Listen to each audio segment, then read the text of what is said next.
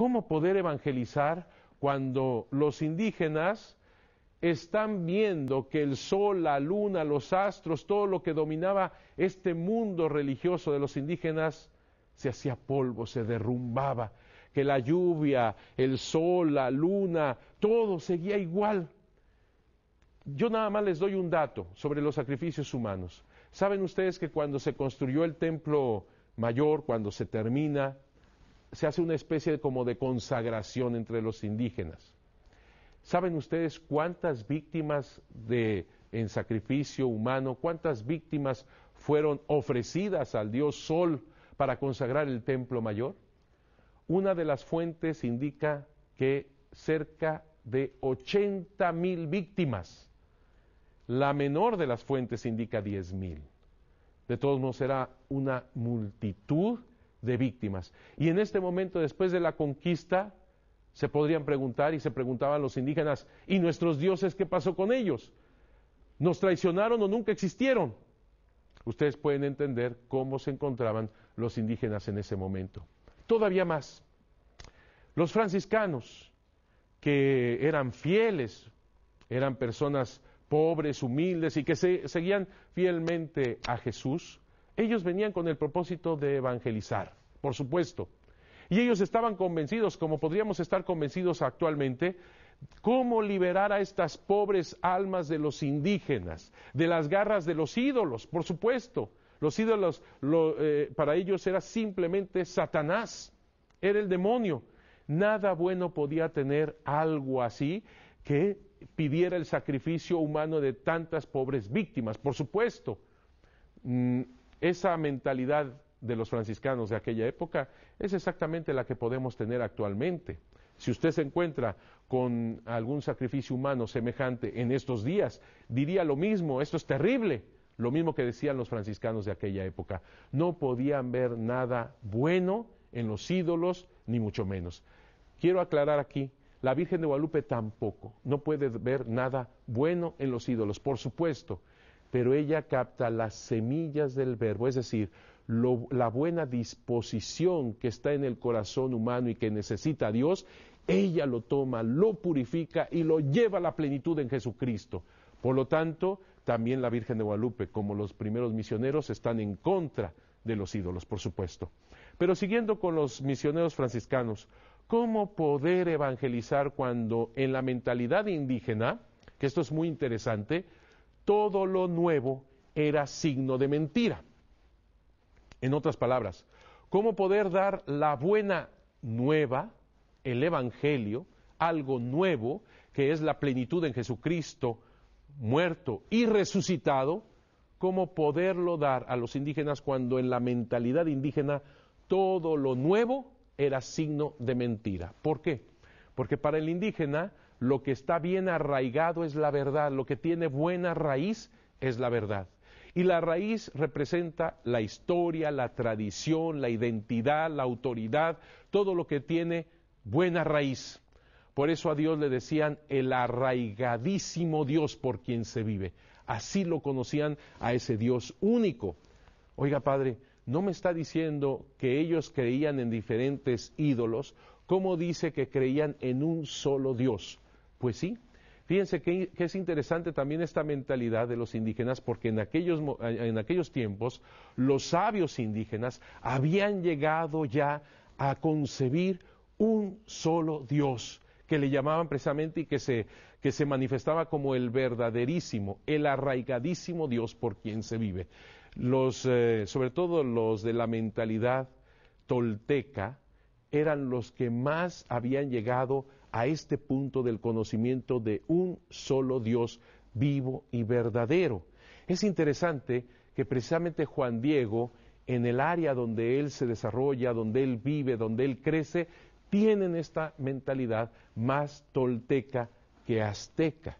Los aztecas creían en ese Dios Huitzilopochtli, que es el sol y que necesitaba víctimas para poder continuar con vida, mientras que en el área tolteca se hablaba más de un solo Dios. Pues bien, al final de cuentas, ¿cómo poder dar el Evangelio, la buena nueva, a aquellos que decían que todo lo nuevo es signo de mentira porque no tenía raíz? Por lo tanto, no era verdad. ¿Cómo poder dar el Evangelio en esas condiciones? Y todavía más, los misioneros, con este afán, que así se lo había manifestado incluso Francisco de los Ángeles, que era el principal fraile franciscano que desde España había enviado a los 12 primeros franciscanos a México, cómo poder hablarles realmente de la bondad de Dios, cuando ellos decían, los misioneros, precisamente para arrancar las puras almas de los indígenas de las garras de los ídolos que para ellos era Satanás. ¿Cómo poder evangelizar cuando son los misioneros quienes también dicen, sus padres, sus abuelos, sus ancestros han creído en esos ídolos y esos ídolos son Satanás, es el demonio? Por lo tanto, sus ancestros, sus abuelos, sus antepasados están en el infierno. Yo vengo a liberarlos ahora a ustedes, para que no caigan en ese infierno. Pero sus ancestros, sus abuelos, sus antepasados que creyeron en esos ídolos están en el infierno. ¿Cómo poder evangelizar a una población que había sido destruida en la conquista, destruida con la enfermedad? Se le habían derrumbado toda su vida religiosa, su cultura, su civilización. Y todavía los misioneros, paternalmente, diríamos, en buen plan, sin embargo, les estaban calando tremendamente el corazón con esto de que sus ancestros seguramente están en el infierno porque creyeron en los ídolos. ¿Cómo poder evangelizar cuando algo nuevo para la mentalidad indígena significaba mentira? Esta es la parte indígena. Yo quisiera hablar un poco más sobre la parte española de ese momento, qué es lo que se estaba viviendo en ese momento para entender precisamente el encuentro de la Virgen de Guadalupe con Juan Diego, la parte española. ¿Cómo estaban en ese momento? Recordemos que Hernán Cortés, el gran conquistador, estuvo ahí dominando la escena de gobierno en los primeros momentos. Pero después él tiene que abandonar la Ciudad de México para combatir a Cristóbal de Olid, que intentaba separarse de él, así que tuvo que atravesar toda la selva. Por eso se llevó a los 2 primeros franciscanos, por eso dejaron a Pedro de Gante en México, y por eso estos 2 franciscanos murieron en ese transcurso.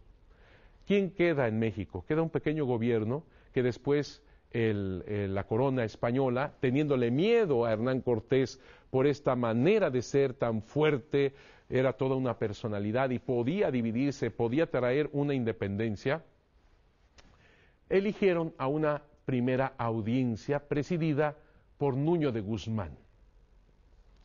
Nuño de Guzmán, un hombre español terrible, terrible.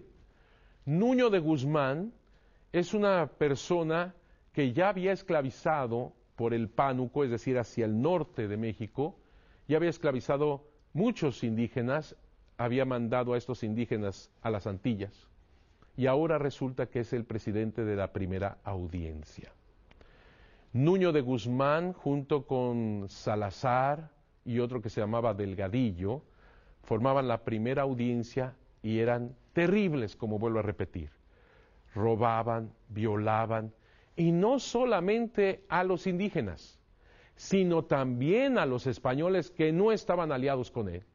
Así que imagínense ustedes qué desastre.